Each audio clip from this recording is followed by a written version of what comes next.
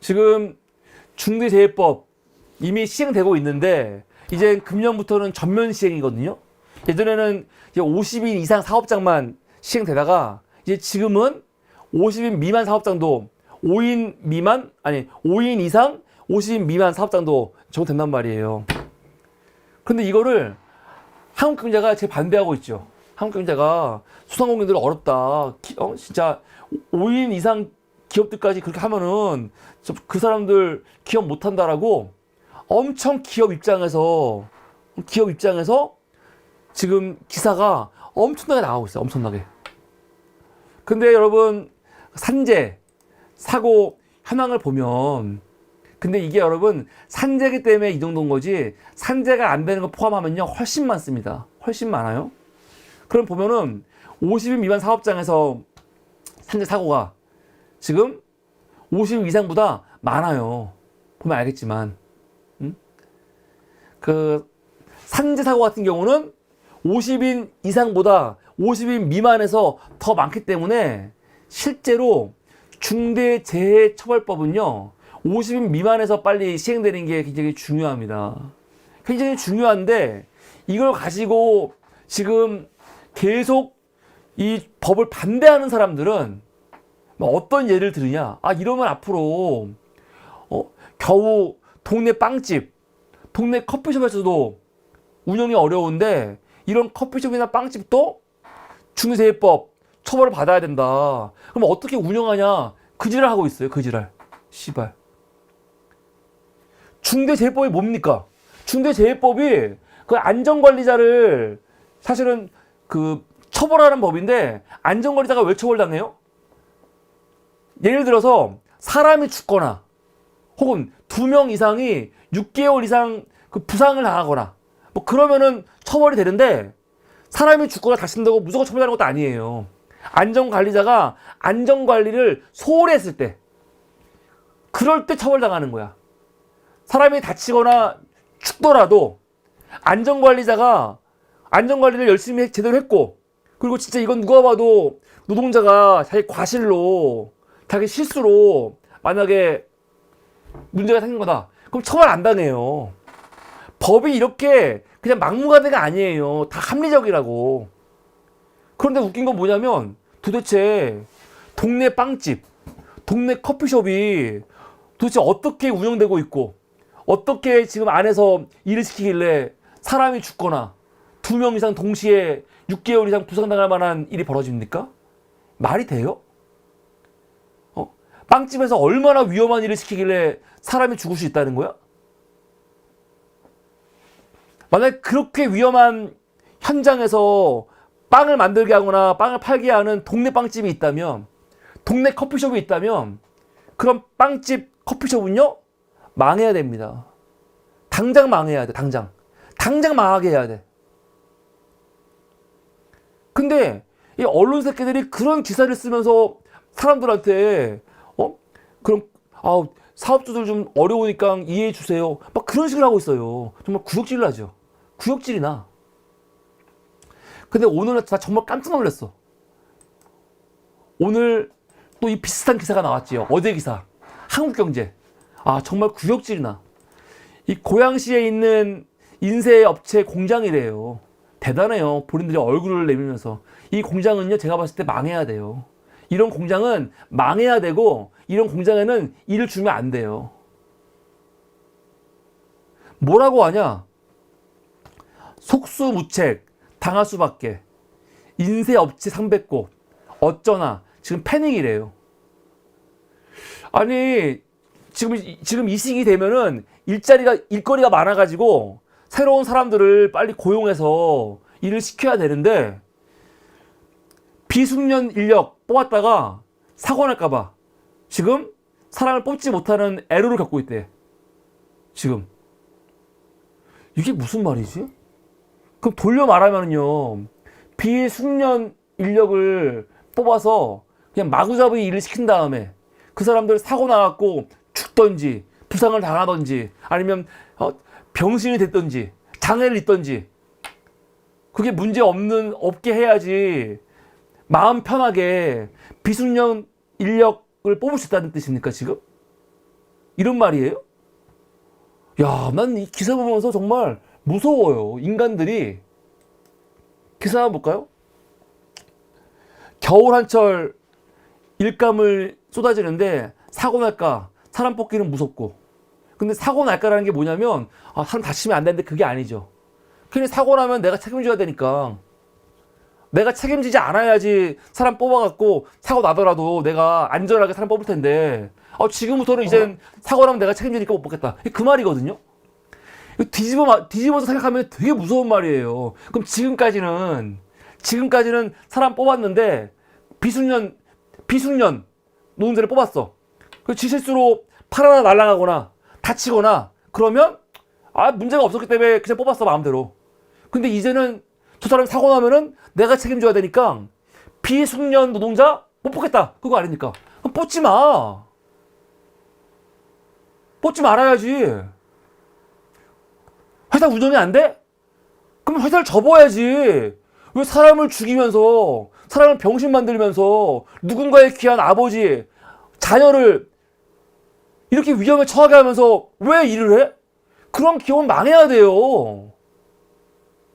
망해야 돼요. 난 정말 분노가 일어나요. 아니 이 사람들은 뭐 잘났다고 지들 얼굴까지 드러나면서 이런 걸 찍고 있어요? 지들이 동정하라는 뜻이야? 이런 업체는 망해야 돼요. 어딘지 모르겠지만. 중대재해처벌법 확대 시행된 지 일주일 됐대요. 안전관리사 A씨가 뭐라고 말하냐? 지금이 대목이래. 이맘때면 인력을 더 뽑아 납기를 맞추는데 올해는 괜히 비숙련 신임을 뽑았다가 중대재해폭탄을 맞을까봐 엄두를 못 내고 있다.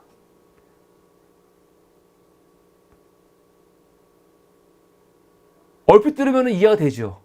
그런데 여러분 중대재해폭탄은요 그게 맞는 거 아니라니까요. 안전관리 소홀해갖고 사람이 죽어야지 맞는 거예요. 동시에 부상자들이 막 나와야지 맞는 거라고요. 그런데 도대체 씨발 어떤 환경이길래 얼마나 위험한 환경으로 일을 시키길래 이런 걱정을 합니까? 근데 여러분 이게 또 좋은 거죠. 뭐냐면 법이 만들어지니까 걱정하잖아 지금. 그나마 걱정하잖아. 중대재해법이 여러분 시행된 지 법 통과된 지 벌써 3년 됐어요. 3년이 됐는데 지금 이 5인 이상 50인 미만 기업들은 그 중대재해처벌법 시행하기 위해서 준비 기간 필요하다고 해갖고 3년을 유예했죠. 3년을 유예하고 있었는데 지금 와가지고 아무 준비도 안 했던 거지. 그래서 뭐라고 합니까? 지금 인쇄업체가 한 700곳 있는데 이 중 300곳 가까운 회사가 이 법 적용 받는데 그런데 뭐라고 하냐? 지금 다 사람들이 머리가 패닉이래요. 왜 패닉이냐? 요번에 국회에서 법 시행 유예안이 처리될 거라고 믿었는데 유예가 안 되고 시행되니까 패닉이 왔대. 이 씨발 개새끼들. 야, 이 씨발 개새끼들아.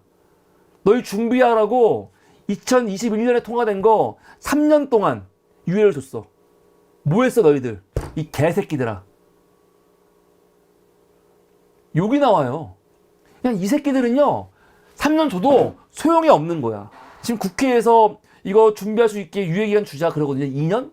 2년 주면 이 새끼들 준비할까요? 준비할 것 같아요? 준비 안 합니다. 100% 안 해요. 지난 3년간 이 새끼들이 준비하려고 뭔가 노력한 거 있어요? 찾아봐.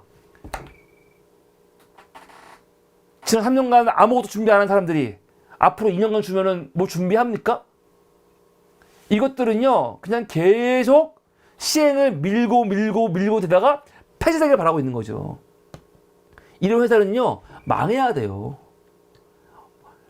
망하면은 우리나라가 인쇄업체 망하면은 뭐 우리나라 경제가 문제가 생깁니까? 안 그래요. 이런 썩어 빠져 있는 인쇄업체 망하고 나면 오히려 건전하고 안전하고 좋은 인쇄업체들은요 더 살아날 거고 더 늘어날 겁니다.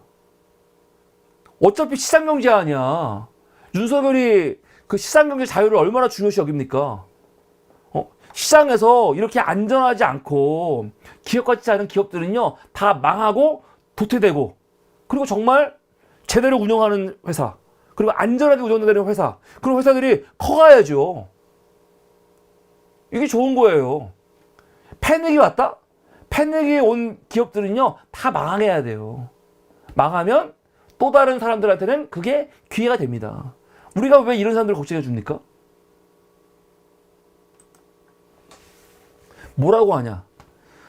어떤 다른 입주업체 대표 B씨 이렇게 말해요. 직원이 사망하면 내가 징역을 살아야 하는구나 하면서 법 시행에 반감을 나타내고 있대요.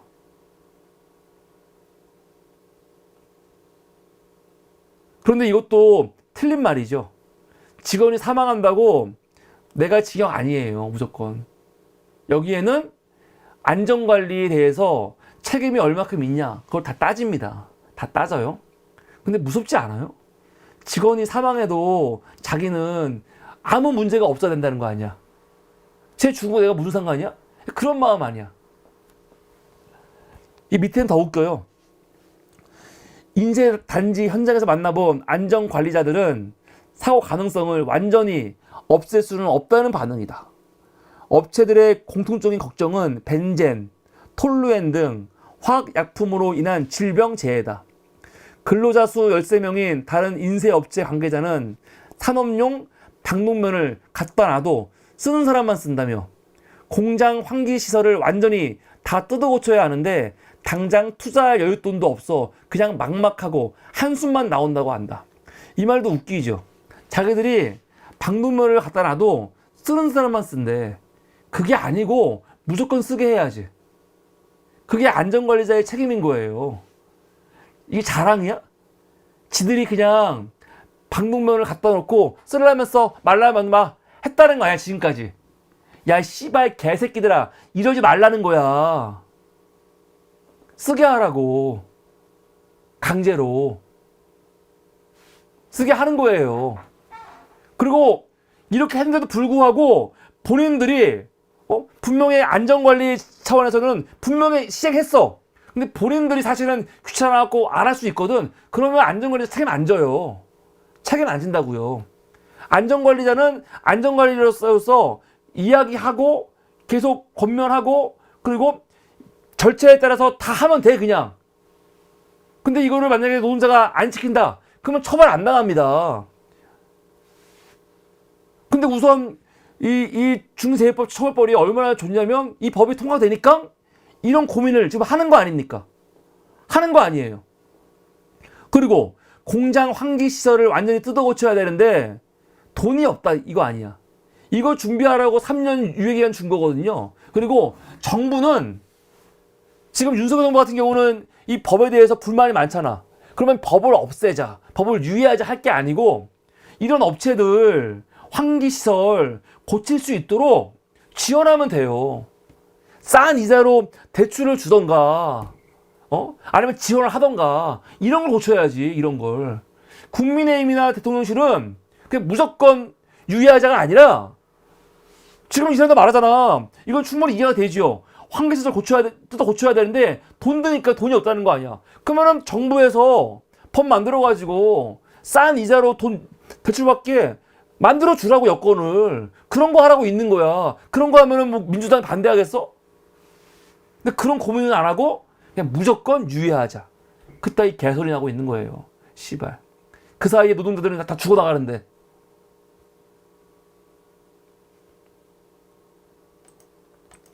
지게차 사고 재해 많지요?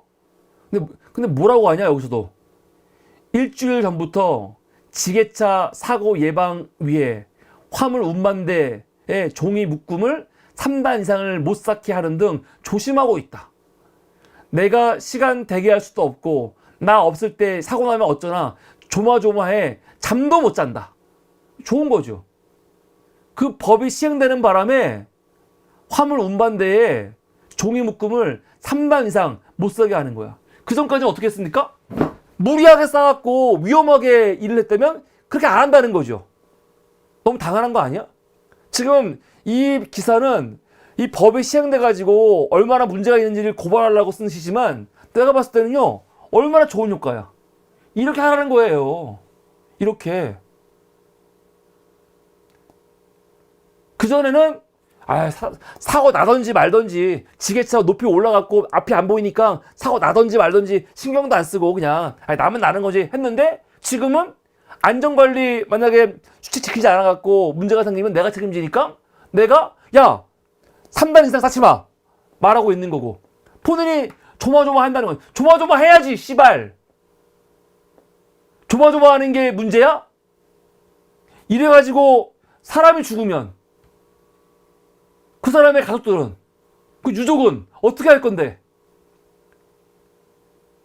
네 아들이 이런 현장에서 일해도 겨우 조마조마하는 것 때문에 억울할 거야?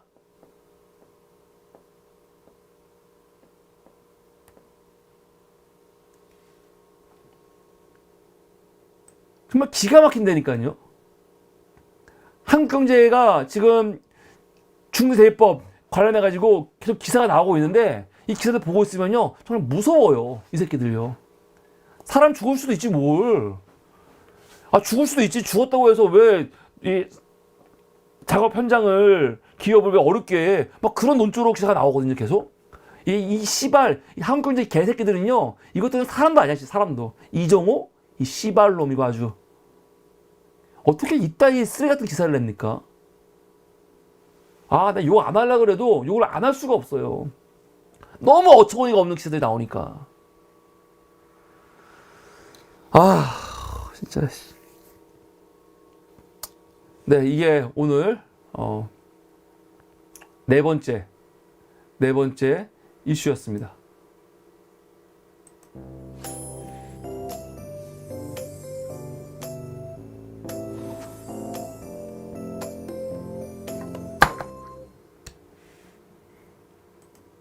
네, 여러분 감사합니다.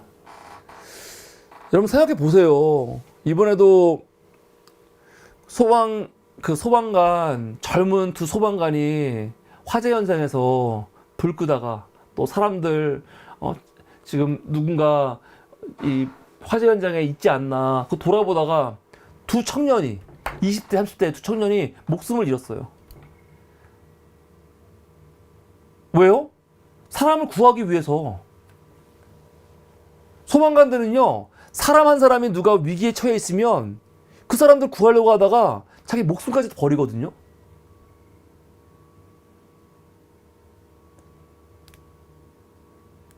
그렇잖아요. 경찰도 그렇고 119 대원도 그렇고, 위기에 처한 사람이 한 명 있으면 그 사람 구하려고 얼마나 많은 노력을 하고 얼마나 위험을 감수하고, 또 국가는 그걸 위해서 얼마나 그런 재정적인 지원을 합니까? 한다고요. 이재명 대표 헬기 탔다고 난리치지만 이재명만 그러는 거 아니죠. 한 해에 100건 이상, 100건이 뭐야. 사람 한 사람이 다치거나 문제가 생기면 그분들의 안전을 위해서 막 헬기 뜨고 난리가 나요. 지금 대한민국 그런 나라야. 근데 노동 현장에서 노동자들이 아침에 나간 내 아버지가, 내 어머니가, 내 아들이, 내 가족이 그냥 회사 가서 건강한 몸으로 다시 돌아오는 거 너무 당연한 거거든요. 근데 그 현장에서 죽어버렸어. 그런 일이 없게 하자는 거거든요. 근데 그게 그렇게 무리한 요구야?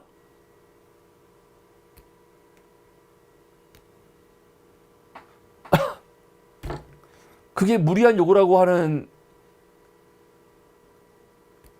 기업들은요, 망해야 돼요. 다시 말하지만 망해야 합니다. 지금 인구 절벽이다, 저출생 문제가 크다, 이런 얘기 많이 하잖아요. 아니, 새로운 생명을 태어나게 하는 것도 중요하지만 지금 멀쩡히 살아있는 사람들 안전하게 살아가게 하고, 그 사람들이 대한민국 경제를 이끌어갈 수 있도록, 계속 경제활동할 수 있도록 안전한 사회 만드는 거, 그거 중요하지 않아요? 이게 다 연결되어 있는 거예요. 저출생이라고 하면서 아이 낳아라. 아이 낳으면 돈 얼마 줄게. 군 면제시켜줄게. 그렇게까지 얘기하면서 왜 지금 살아있는 사람들, 더군다나 지금 경제인구에 있는 그 사람들을 왜 건강하게 계속 일할 수 있게 보호하거나 그 시스템 만드는 거를 왜 꺼리고 있고 왜 미루고 있습니까? 황당한 거예요. 진짜 어이가 없고.